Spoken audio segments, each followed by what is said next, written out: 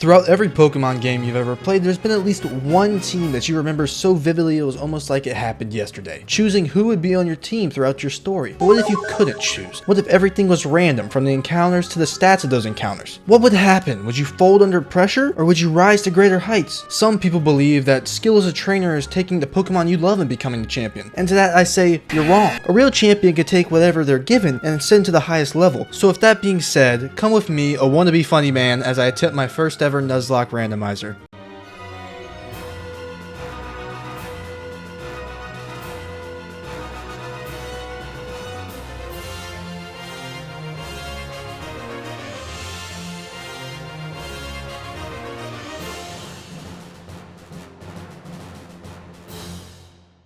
The first thing we have to do is get a starter. Now, following the good ideas of communism, we force Bianca to share a Pokemon with us, cause let's be real, we're all equal here. Now, out of all the Pokemon available to us, there was an Articuno, but why be a basic bitch when I could let a wheel decide for me? And out of all the choices available to us, we got a Venipede that we named Jab, a pure ghost type Pokemon with the ability Shed Skin. With our dead bug in hand, it's time to start our journey, but not before fighting our rival. Watch this, it will heal on its own. Status move, Shed Skin, Shed Skin, Shed Skin, attaboy! Love it, love it. That's actually a really good move. I didn't know Shed Skin worked like that. After that absolute disgrace of a rival battle, we go to receive our Pokeballs from Bianca, and these allow us to encounter and catch wild Pokemon. So having just watched Bianca's full PowerPoint presentation, we're able to catch our first Pokemon, and we walk into the grass, and it's a Zubat. And I mean, it's a Pokemon, not a good one, but it doesn't really matter when the will made me kill it anyways, so who cares? But anyways, there's hundreds of encounters you could get after this one, so surely we'll catch another Pokemon soon, right? There is one thing that I noticed that is very different in randomizers than a normal run, and that is the Pokemon that the trainers have. And just like the quiet kid in school, you'll never know what they have in their bag until you push them too far, and then let me just tell you, some of these kids are carrying some heavy artillery. Little Pokemon Ghost Rider Jonathan. Groudon!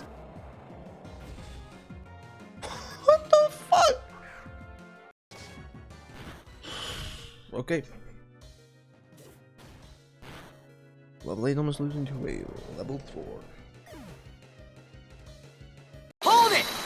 Now, at the time beating this Groudon seemed like a big deal, but I was wrong. To put this into perspective, this Groudon had the stats of a Zubat. To make sense to this is like putting a toddler in the ring with Mike Tyson and Mike Tyson getting one punched by the toddler. Now this is just my way of saying that anything and everything could go wrong. Anything and anyone could end my run. And that's just the beauty of these runs. It just drains you mentally and causes you to go insane. Stepping away from the infinite ways that can fail this challenge, we proceed to fail 2 more encounters, ironically enough. Meet Team Plasma, see a man who needs to seek serious mental help because he jumped off a cliff not once, but twice, and right after doing so, he takes us to his house where he tells us to beat his children. Yeah, you can't make this up. From there, we head outside and find a man holding a Medal of Honor. A Medal of Honor for us, for beating up some children, and as much as I want to celebrate, I can't. We must move on in the story. Speaking of the first gym, the place where many runs come to an end, the place where my real skills will be challenged. Upon entering the gym, I felt delusional. I started hearing things. Were the voices back? Did I forget to take my schizophrenia pills again? No, I took them. I remember. I wrote it down on the sheet. But if I took the pills, what am I hearing? What the fuck is this? The God of Death. Biker Scarlet has the God of Death in her pocket. And I have Jab. Oh, sevens to the God of Death. This is not a sight you see every day. You don't see a bug kill the God of Death. The bottom of the food chain versus God.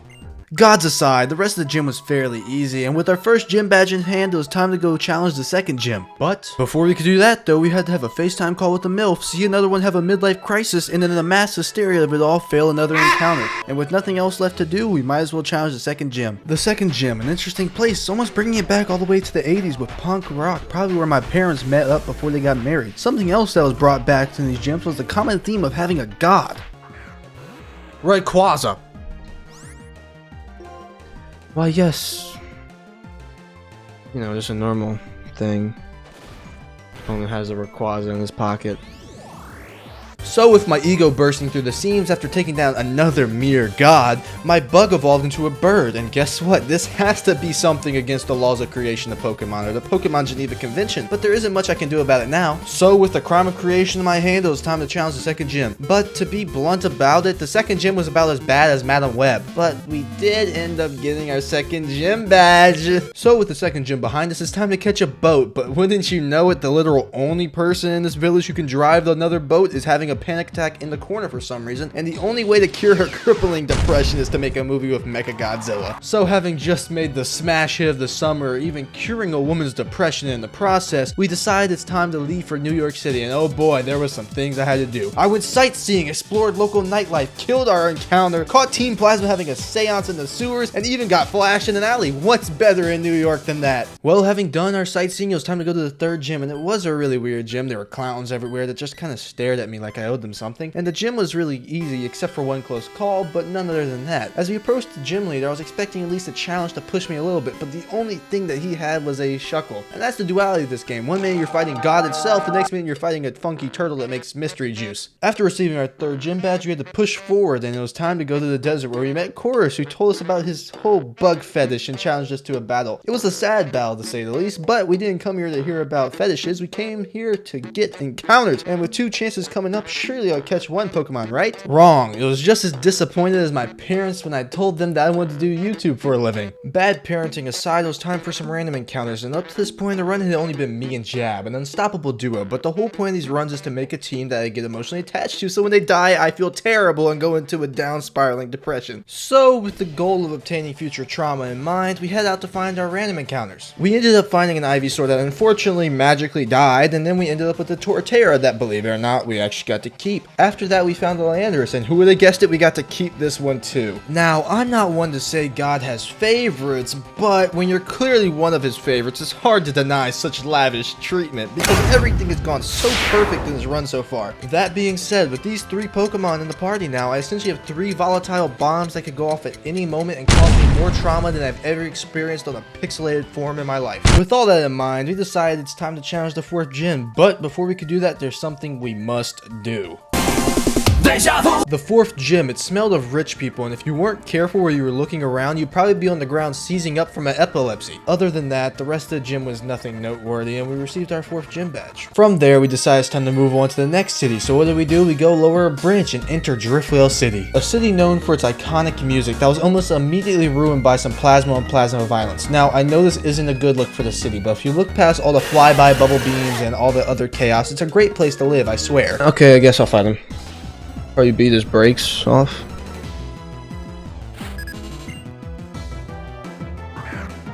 Ferret. Why is it so yellow? Because of spring? That's a yellow ferret. Secret Sword will murk this thing regardless. Fortunately, it's just the way life is. Those who are strong enough to survive, survive. Those who have a ferret, just Polkia. Oh. Yeah, I'm not scared. Mama ain't raised no bad concolder named Jab. That just does like 40 damage regardless. Doesn't matter if it's super strong. Yep. Oh, I have that berry from last gym I forgot to take off. That's funny.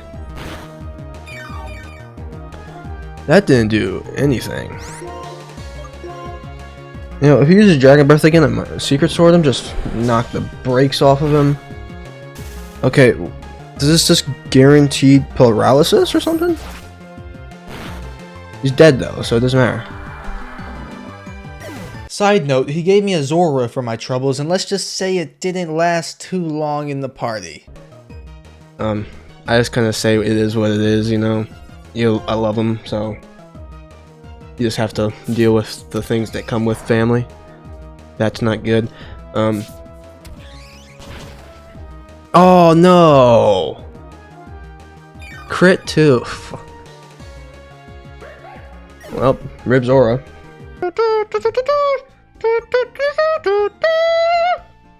I just released it with the Eviolite. I'm so dumb. Now, I'll be the first to admit that the blood for his death is on my hands, and that his death could have easily been avoided. But, I had about as much emotional attachment to this Zora as the average anime dad has to their son. And strangely enough, I wasn't sad about Zora's death. In fact, the cold embrace kinda reminded me of having a hug with my father. Wait, I don't have one.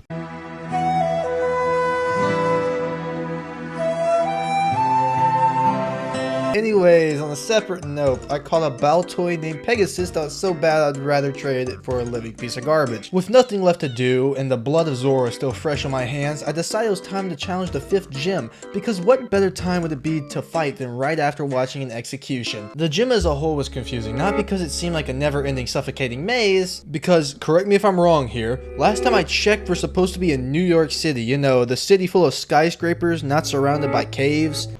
Oh, that's a different fight. Like, this is why I hated this gym as a kid, dude. I was like, okay, I'll go heal my Pokemon before I fight the big man in high chaps and boots. No, you can't leave the gym. You're stuck in here forever like a Chinese finger trap. Despite my confusion, we managed to come out the gym unharmed, and just like that, my whole Driftveil experience was completely smooth other than the random dog dying on the side. So with our 5th gym badge in hand, we had some story-related things to do. We entered the tournament, beat up on some underleveled trainers, and after a couple rounds, we won the whole tournament. And what do we get for our efforts? A trophy? Money? No. One measly battle point. And after becoming the champion of literally nothing, I was forced to sit through an intervention amount of dialogue until boom. We did find out why Team Plasma needed a boat. They needed to fly it, and out of all things they could choose to fly, a boat? Besides that whole weird choice of flying object, the thing is we can't just leave them alone because we all know where that goes. So with no other options available to us, me and my rival board the Team Plasma ship, and somehow with the power of friendship we're able to overcome Team Plasma's force. As things looked like they were coming to a close, something extraordinary happened. For the first time in any Pokemon game, the villains straight up assault the player. And I've been saying this for years, just jump the child. It's 1 versus 200. What's the child going to do? Stop you? No. So as we watched Pokemon history fly away from us, we decided it's time to leave Driftveil City and head to the next gym. But before we can do that, we have to go make our way through a cave. But there's something else we have to do before that, and that is sit through a speech about something. I really don't care. The thought of losing never crosses my mind. Oh no. Oh my god, Jab. No, not Jab, please. Holy shit. What the hell is happening?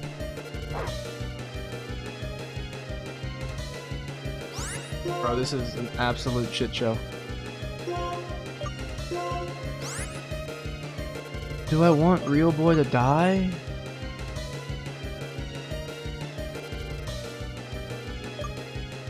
No, Jab can tank the hit. They're not gonna target Jab because Mawile doesn't have. Mawile can't reach me. If Jab hits this guy for enough damage, he should survive the heat wave. Thundurus might have to get sacked in the heat wave, and so might Pegasus. Jab might be the only one that walks out of this alive. I'm triple targeting Heracross and praying to God that Jab does enough damage. Because I'm pretty sure all 3 of my Pokemon move first here. Oh yeah! Big. Spark Gnome Jab is anybody but Jab. That might be the best possibility. Okay, we have to end it this turn if we want to save Real Boy. Jesus Christ. Okay, so... why is this so complicated? Jesus. Okay, so we need to end it here. What move did not do much or didn't affect? Was it Avalanche that didn't affect? No, it was Psywave. Okay, so Avalanche doesn't go first though, so it would get hit. It's a Strength because Psywave doesn't affect. Wait, what typing was Psywave? I'm panicking here. It's Electric. Alright, so that. Jab goes Giga Drain. Jab can't reach. Oh, hell. Oh, wow.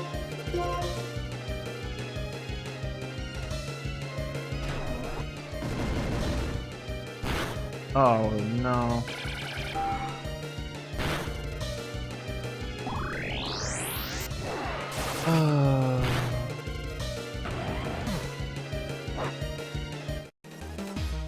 Oh, there goes him. Okay, so it's jab versus.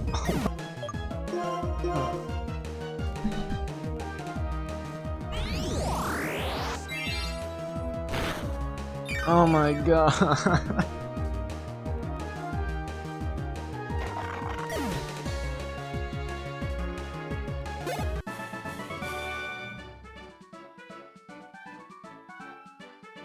There goes the team.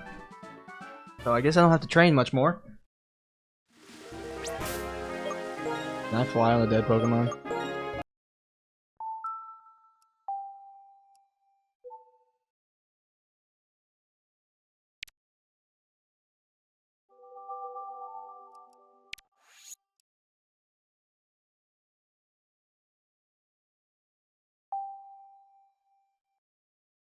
So, the run does seem a little bit less winnable than it did before, and I have this voice in my head yelling for more depth, but that's not in the game, that's real life. Now, besides that, things may look bad, but Jab has been known to solo the game for a little bit, and also we have another encounter coming up, luckily enough. So, by desecrating some graves, we find a Cascoon. Now, it can still evolve, and it can't get worse than this. That'd be ironic if it just evolves into God. Be happy.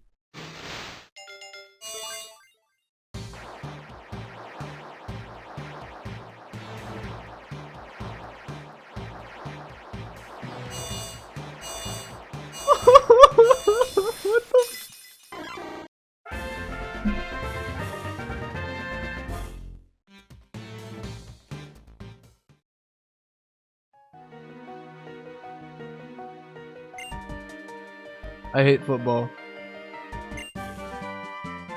Oh, thank God for Chip-Away. It evolved into a Quillfish. Now, with beautiful stats like these, I'm not saying we're not going very far with them, but it's not looking too good. So with nothing literally else to do before the 6th gym, it's time to move on. This whole gym is a safety hazard, and the kid has most definitely died here at one point. But with my back against the wall, I did the only thing I could think of. Picked a random god and started praying. And as it turned out, one heard me. A grown man swinging brick columns turns out to make your life so much easier, especially when it's blessed by a random god. So having acquired our 6th gym badge, we catch a plane to a new area, and with new areas meaning new encounters. We caught an Electabuzz that we named Jab's Girl, a Lopunny that's male by the way, named Root Beer, and a Magnemite that later evolved into the most fantasized thing in Pokemon. We also later found the ghost of a girl, probably someone that fell to death in the 6th gym. From there, we make our way through a cave with Bianca and then battle our rival. We also caught some Pokemon after that, and we eventually did find a dog from way earlier, but as it turns out, it was just a Ditto cosplaying. At this point in the game, I started to feel like it was really slow, but luckily for us, Team Plasma showed up just in the nick of time to make things a little bit interesting. Since we're already in town, why not go fight the 7th gym, formerly known as the 8th gym, before the events of Black and White 1. The reason why they were demoted is because they didn't reach their quota of beating enough 10-year-olds to a bloody pulp, but that's just everyday life in the Unova region. They even brought back triple battles just to rub some salt in the wounds. We do eventually beat the 7th gym leader and get our 7th gym badge. We head outside and then get nuked. It's patriotic if you really think about it. The only game to use a gun or weapon of sorts is the one based on the US. Patriotics aside, we're in the Ice Age now, so we have to beat up some plasma grunts, and once we're done, we make it through the ice maze. We meet Drayden, who goes in and grabs the DNA splicer to show us. And as soon as he comes outside, he gets it stolen by a Team Plasma ninja, and let me just say, it makes sense why they got demoted to 7th gym now. And as much as I'd love to sit here and berate Drayden's small little brain for what he was thinking, we have to go get those splicers back so Team Plasma, you know, doesn't end the world as we know it. And who better to send to retrieve a device that could end the world from a bunch of super soldiers than a literal child? So being the only person with common sense in this world, I have to chase down 2 out of 3 ninjas, and wouldn't you know, both of the ones I get don't have the splicers. To be fair, it's no one's fault but mine. It's not like we're paying taxes to 4 trainers and 1 leader of them to come help us in situations of dire need, such as nuking a city, but I guess I'm asking for too much. And with the way things are going, I won't live to see tomorrow, so with that in mind, I set out on my mission, saving the world before I can drive. Oh, and I also got the 8th gym badge. Having to waste our time in the 8th gym, we had to move in fast, so we encountered Terrakion that was emotional to say the least.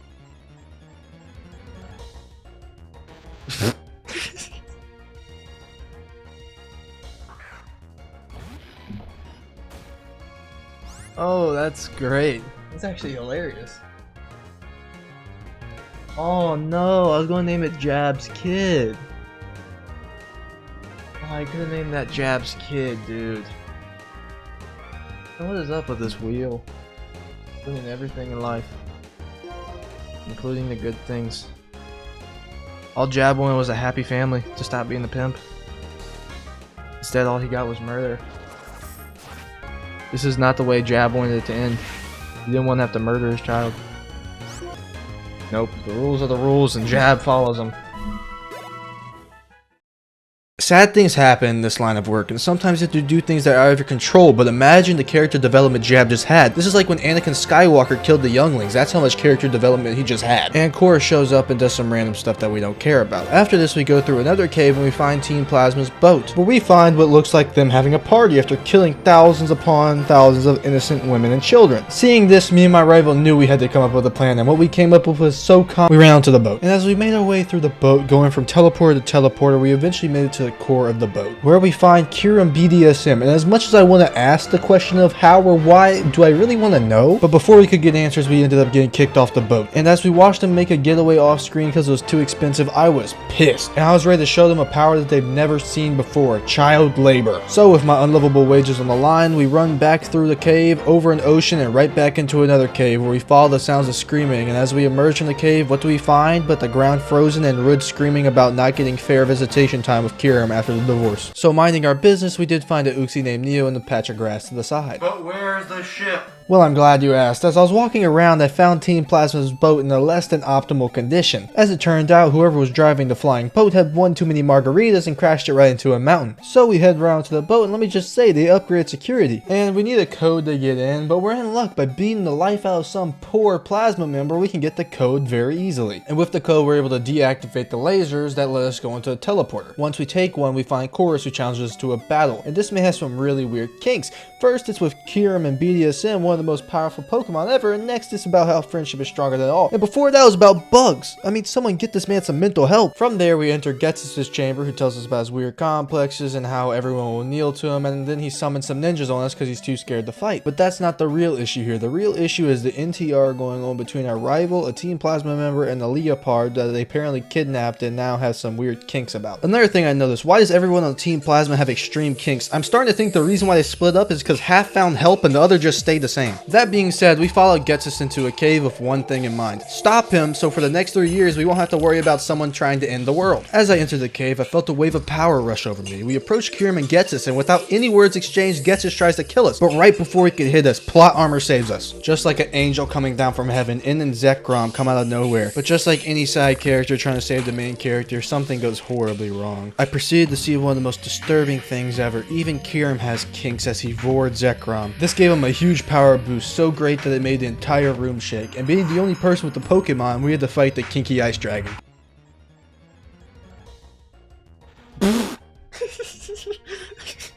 Kiram's a Pupitar. Oh my god, the destroyer of worlds is a Pupitar. That's amazing. That is high quality.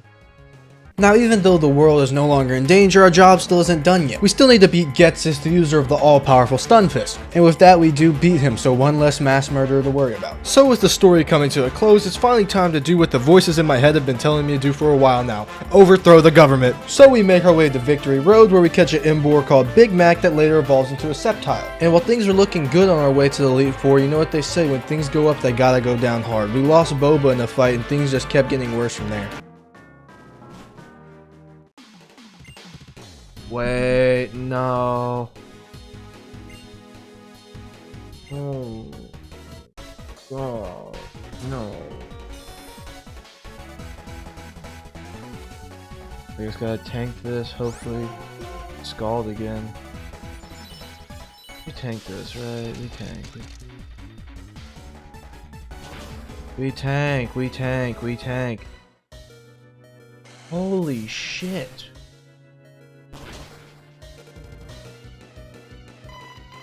Dude.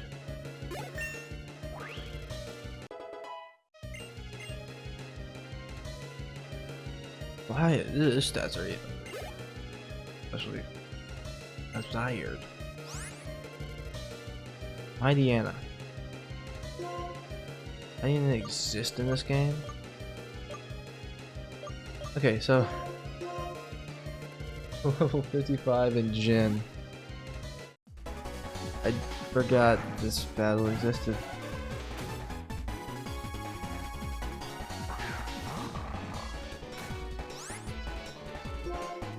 Okay. Release blade. Jin outspeeds.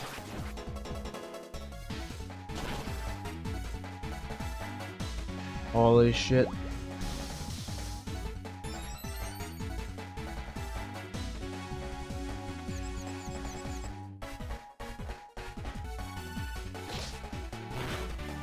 Becky.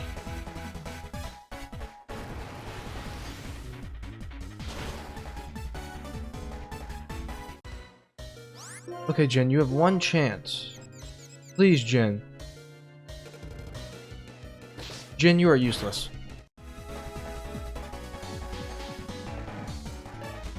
We have a single Draco meteor.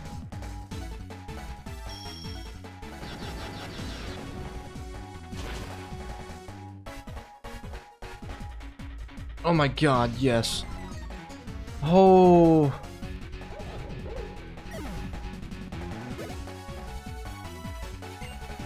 There's more.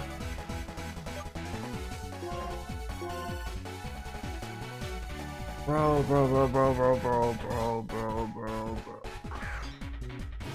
Oh shit, dude.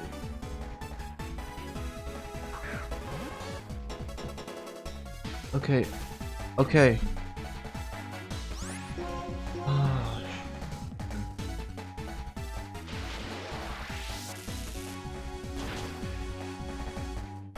oh no. Don't kill me, please. Oh my god, jabs, jabs, girl. Oh my fucking god. No.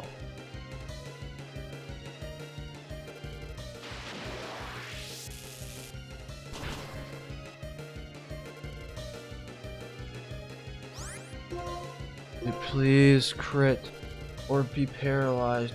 Crit or paralyzed, please. Please be paralyzed. Oh my god. Oh. Holy shit. Oh my god, bro. Ah. Oh my god.